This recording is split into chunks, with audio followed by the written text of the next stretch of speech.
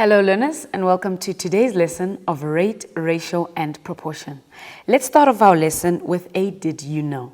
So did you know that every plate of food that you make is a ratio? When you make a plate of rice, meat and those two delicious salads, they are actually a specific ratio. For example, there could be 3 spoons of rice, 2 spoons of meat and 1 spoon of each salad. The ratio then of meat to rice is 2:3. Let's look at the lesson objectives. So by the end of this lesson, you will be able to solve problems involving distance, speed, and time, solve problems involving whole numbers and percentages in financial contexts such as profit, loss, discounts, VAT, budgets, loans, simple interest, hire purchase, and exchange rates. And lastly, you will be able to determine how finance, speed, distance, and time relate to ratio and rate.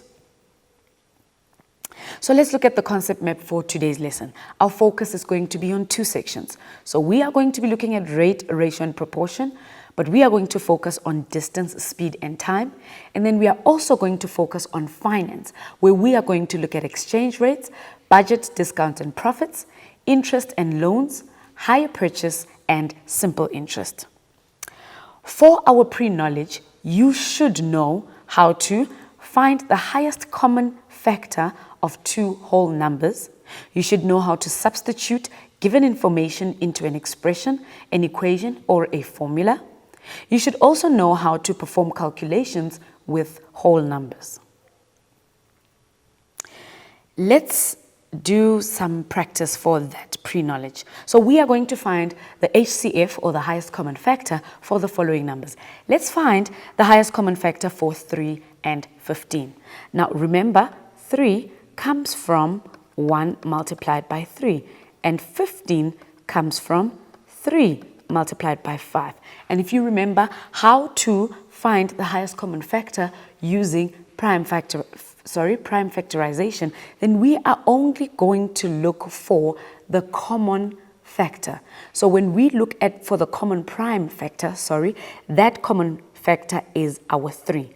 So for the highest common factor, that is going to be our 3. And remember, when we take that common factor, we also need to take the one with the lowest frequency. In this case, 3 only appears once in both numbers, so this means that our highest common factor is 3.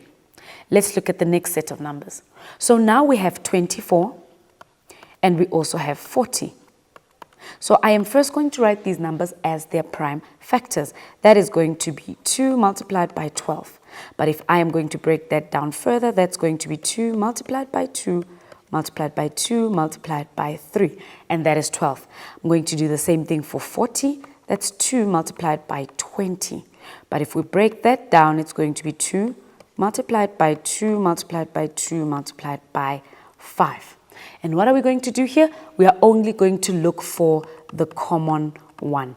And the common one in this case is 2.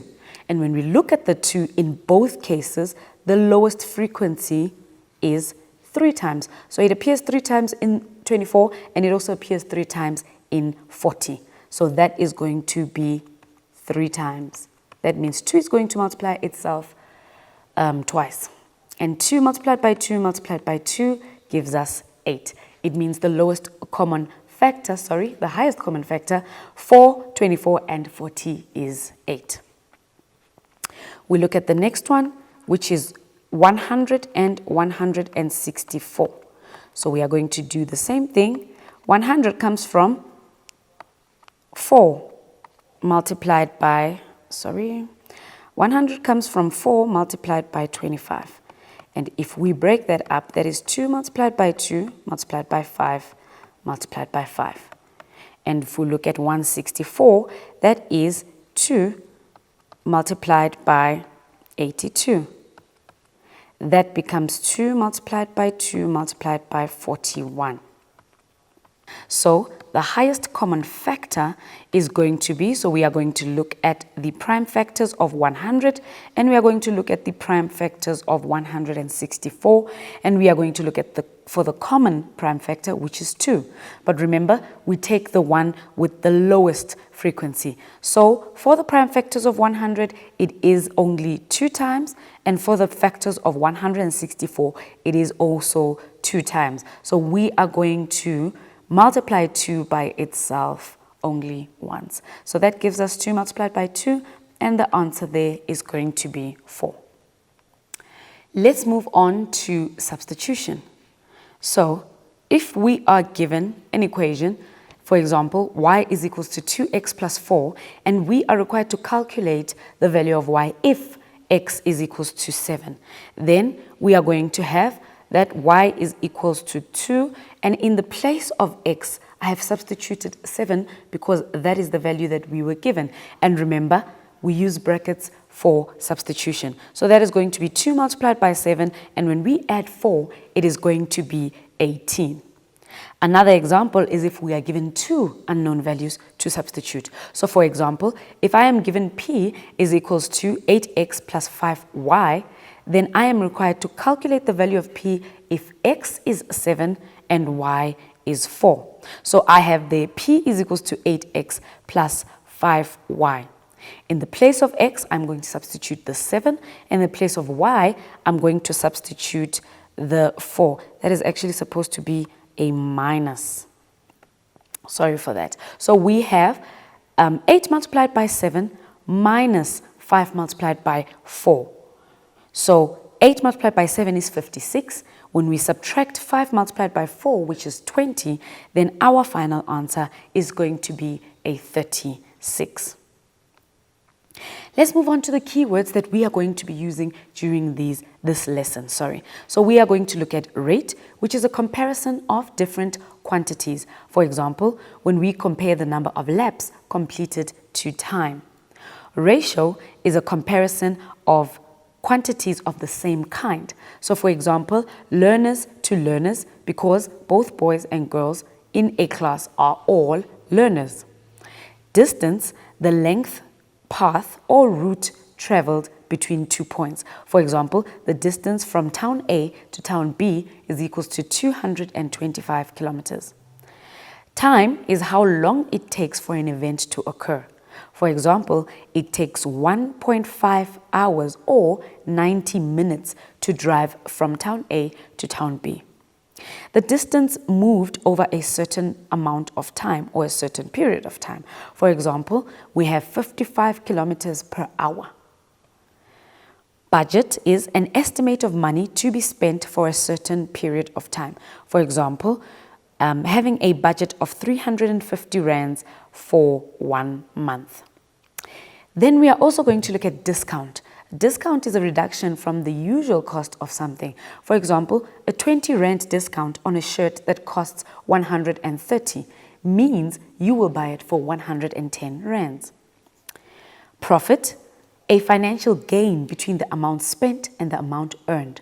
For example, buying something for 10 rand and reselling it for 15 rands equals 5 rand profit. A loss is when a product is sold for less than what it costs. So for example, buying something for 10 rand and then reselling it for 8 rand, that is a loss of 2 rand. Exchange rate, the number of units of a foreign currency that are bought to 1 unit of the local currency or vice versa. So for example, if $1 is equivalent to 18 rands and 1 cent. Then we are going to look at interest. That is a fee paid for borrowing money or money received from an investment. Interest is represented as a percentage. For example, being charged 250 rand by the bank for borrowing 2,500 rand. That is a 10% interest. Simple interest is paid on the invested or borrowed amount only. There is no interest paid on the interest received. So for example, 7% interest is 630 rands that could be earned or gained on 3,000 rands over 3 years. A loan is money borrowed with the promise of paying it back with interest. For example, if I don't have 5,000 Rand to buy a bed, the bank can lend me that 5,000 Rand. And then lastly, we have hire purchase, which is an arrangement for buying goods now and paying that money back later using monthly installments. For example, paying 550 Rands a month for 12 months to pay back the money that is borrowed. So those are the keywords that we are going to be looking at during this lesson. Let's quickly go to an ad break and then we'll see you just now.